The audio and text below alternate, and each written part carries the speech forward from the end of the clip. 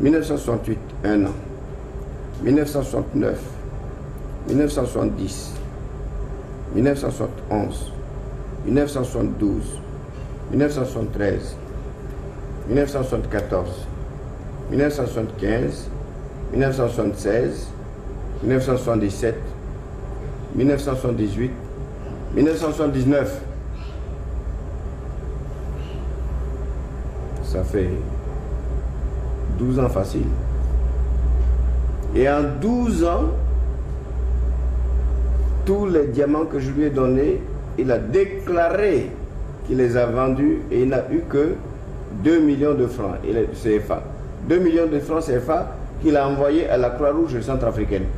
Et la présidente de la Croix-Rouge centrafricaine a bien fait une déclaration en disant qu'elle n'a jamais reçu un franc de Giscard. C'est très exactement en 1967 que Giscard est venu à Bangui. Il est venu en visite privée, il n'était pas venu dans le cadre de travail comme ministre des Finances français, non. Il était venu en visite privée. Il m'a rencontré. Il s'est présenté à moi. Je l'ai accueilli. J'ai donné un banquet le soir. Autour de ce banquet, il y avait les hommes d'affaires français, les ambassadeurs et les hauts cadres centrafricains. Tout mon gouvernement était présent. J'ai eu donc un banquet, un grand repas. Et à la fin de ce repas, j'ai porté un toast à M. Giscard d'Estaing, ministre des Finances à l'époque. Il a répondu. Et après les deux toasts, après avoir bu le verre de l'amitié, nous sommes descendus du haut, là où nous étions, nous sommes descendus et je lui ai présenté les plateaux avec des diamants que j'avais choisis pour lui. Je lui ai offert des diamants. Et les hommes d'affaires, les ambassadeurs, les membres de mon gouvernement, tout le monde était présent et tout le monde a vu. Et par la suite, il revenait souvent. Pourquoi il revenait en Il revenait souvent et il m'avait demandé une zone de chasse. Alors je lui avais attribué une zone de chasse. Et il venait chasser les éléphants. Il n'avait pas besoin de chasser beaucoup, il devait tirer seulement sur les éléphants parce qu'il y en a vraiment. Il y a beaucoup d'éléphants en Centrafrique. Alors il venait tirer sur les éléphants, il choisissait les plus gros porteurs, les éléphants qui avaient des belles défenses. Alors donc quand il tuait, il récupérait les défenses et il récupérait la queue, les poils de la queue pour faire les bijoux là. Il a fait beaucoup de bijoux avec les poils de l'éléphant, des bijoux qu'il a vendus.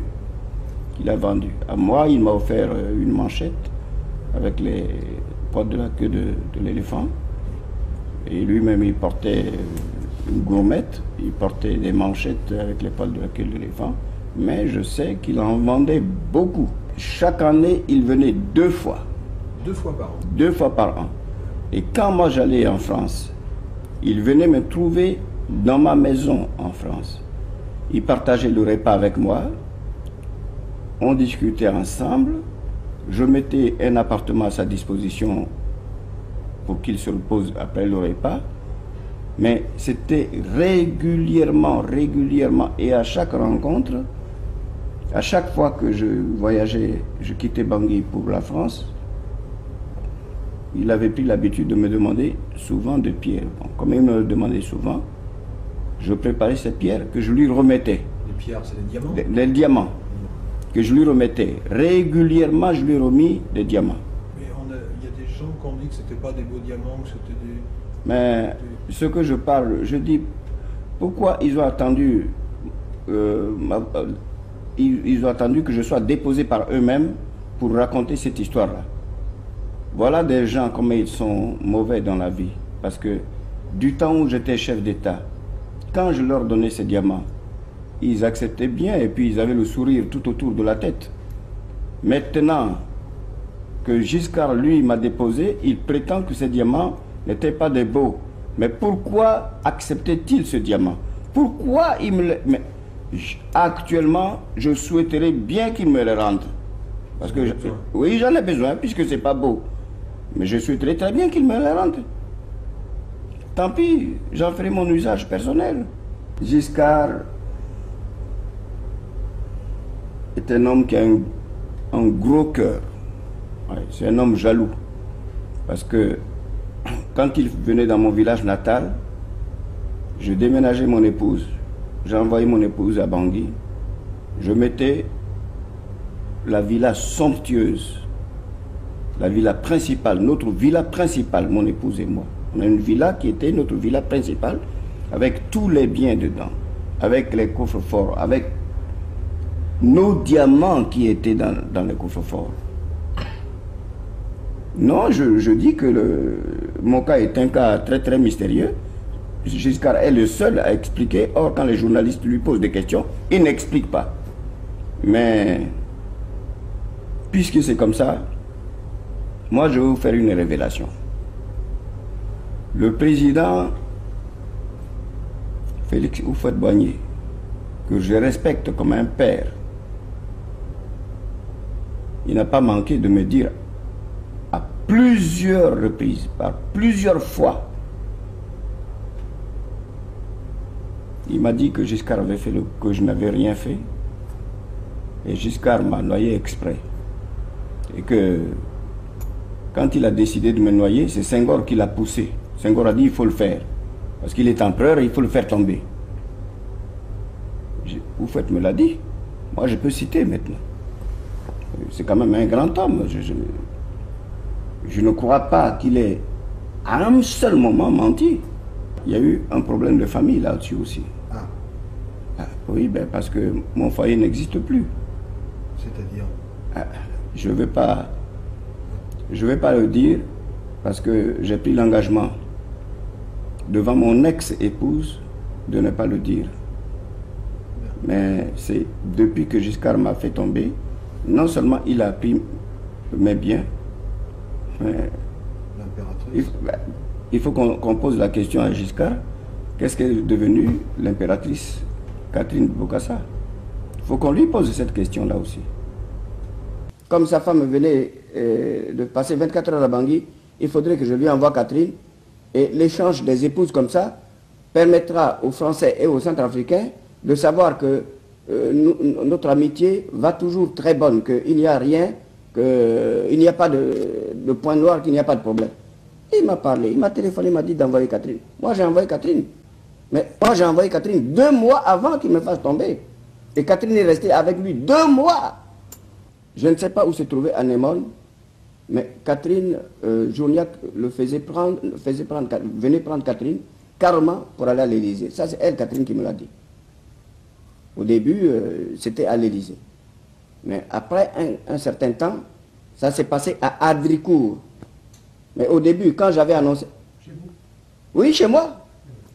Chez moi, à Ardricourt, mais quand j'avais annoncé ça au Canard enchaîné, il y a des enquêtes qui avaient été faites auprès des habitants de Ardricourt. Ils avaient reconnu que oui, effectivement. Avec l'hélicoptère, il descendait dans le jardin avec l'hélicoptère. Il a promis un traitement de 50 millions de francs par mois à Catherine.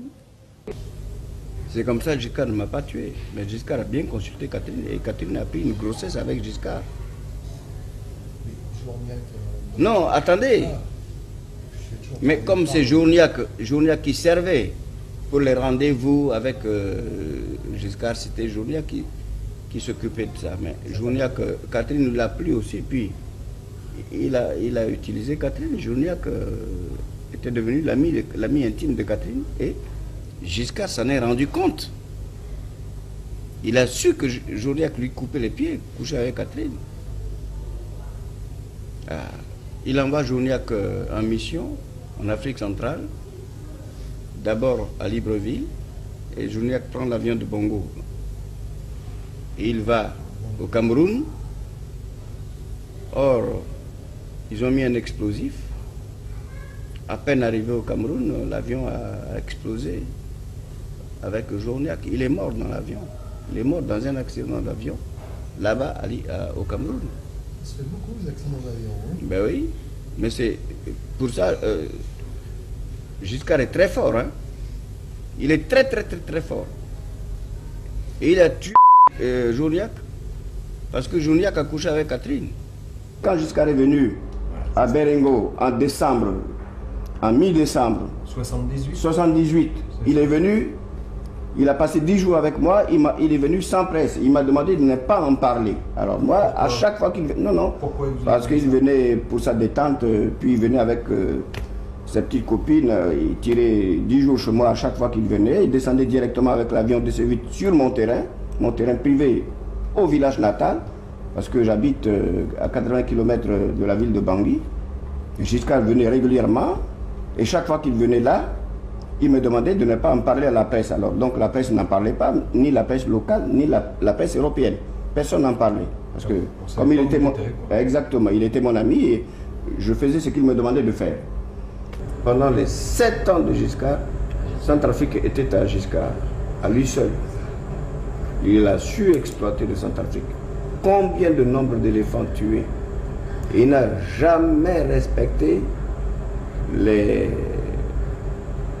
textes centrafricains qui régissent les zones de chasse.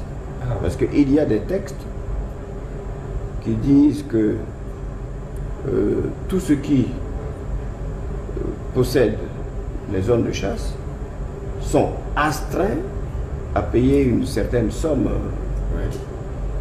à l'État. C'est des sommes très modestes, mais il faut les payer quand même. Mais Giscard d'Estaing